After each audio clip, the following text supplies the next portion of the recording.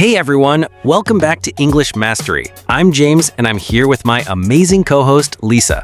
How are you doing today, Lisa? I'm doing great, James. Really excited about today's topic because it's one of the most common questions we get from our listeners: how to speak English fluently. Absolutely. And you know what's interesting? When people ask this, they often imagine fluency as this perfect, mistake-free English. But Lisa, what would you say fluency really means? That's such a good point, James. Fluency isn't about perfection at all. It's about being able to express your thoughts smoothly and understand others without constant struggle. Even native speakers make mistakes sometimes. Exactly. So today we're going to break this down into practical steps anyone can follow. We'll talk about everything from building vocabulary to improving pronunciation and, most importantly, how to actually practice speaking regularly. And we'll share some personal stories too, times when we struggled with language learning ourselves, and how we overcame those challenges. Perfect. Let's start with mindset, because honestly, this is where many learners get stuck. So, James, why do you think mindset is so crucial for becoming fluent in English? Well, Lisa, I've taught hundreds of students, and the ones who progress fastest aren't necessarily the smartest. They're the ones who aren't afraid to make mistakes. I remember one student, Maria, who was so worried about grammar that she barely spoke in class. Once she let go of that fear, her fluency improved dramatically in just weeks. That's such a great example. I had a similar experience learning Spanish. At first, I'd freeze up trying to make perfect sentences. But when I started just focusing on communicating, even with errors, I suddenly could have real conversations. Yes, and this brings us to our first key point. Fluency is about communication, not perfection. Here's a simple exercise our listeners can try today. Have a 2-minute conversation with yourself in English.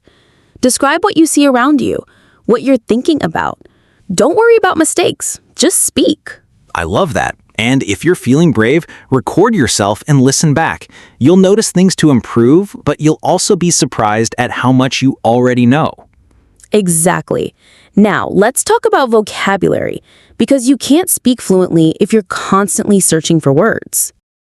James, I know you have some great strategies for building vocabulary effectively. What would you recommend? Well, Lisa, the biggest mistake I see is people trying to memorize long lists of obscure words. Instead, focus on learning the words you'll actually use every day.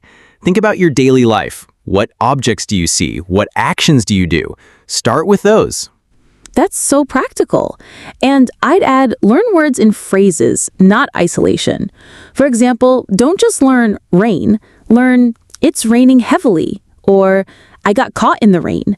This way, you're building ready-to-use language chunks. Brilliant point. And here's a pro tip. Keep a small notebook or use your phone to jot down new words you encounter. But here's the key. Don't just write the word, write the whole sentence you heard it in. This gives you context. Yes, context is everything. And when you review these words later, try using them in your own sentences.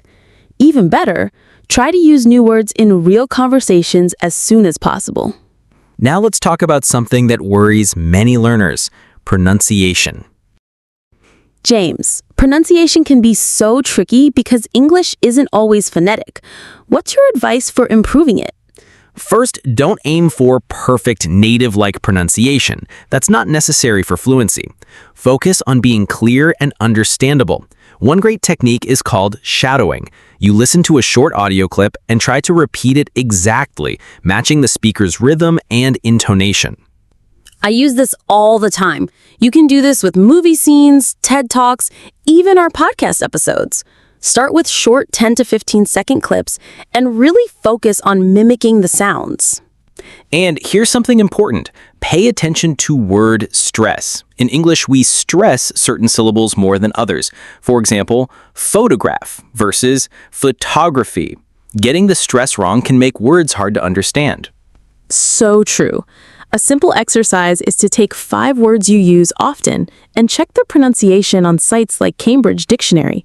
They have audio recordings and even show you where the stress goes. Now let's tackle grammar, which often feels overwhelming. James, How can learners approach grammar without getting discouraged? Great question. Instead of trying to learn all grammar rules at once, focus on the most essential structures first. The present simple, I work, past simple, I worked, and future forms, I will work or I'm going to work, will get you through most conversations. That's such a relief, isn't it? You don't need to know every grammar rule to be fluent. In fact, many native speakers don't know all the technical terms for grammar, they just use it naturally from exposure. Exactly. And here's a powerful technique. When you learn a new grammar point, immediately try to use it in 5 different sentences about your life. For example, if you're learning present perfect, say, I've visited Paris, or I haven't seen that movie. This makes it stick. Love that. And don't be afraid to make mistakes. Every mistake is actually a learning opportunity, which brings us to the most important part, actually speaking English regularly.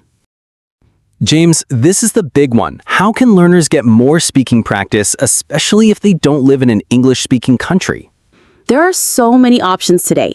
You can find language exchange partners on apps like Tandem or HelloTalk. Many cities have English conversation meetups. Or you can even practice with yourself. Describe your day out loud in English while you're getting ready in the morning. Yes, and here's a psychological tip. Don't wait until you feel ready to speak. Start now, even if it's just simple sentences. The confidence comes from doing, not from waiting until you're perfect. So true. And remember, even 5 to 10 minutes of speaking practice daily adds up. It's better to practice a little every day than one long session per week. Now let's talk about creating an English environment around you. James, how can listeners immerse themselves in English even at home? There are so many easy ways. Change your phone's language to English. Follow English social media accounts on topics you enjoy. Watch Netflix shows in English with English subtitles. Listen to English music and look up the lyrics. And podcasts like this one. The key is to find content you genuinely enjoy. That way, you'll stick with it. If you love cooking, watch cooking shows in English. If you're into sports, listen to sports commentary in English. Perfect advice. And here's one more powerful technique. Start thinking in English. When you're going about your day, try to form thoughts in English in your head.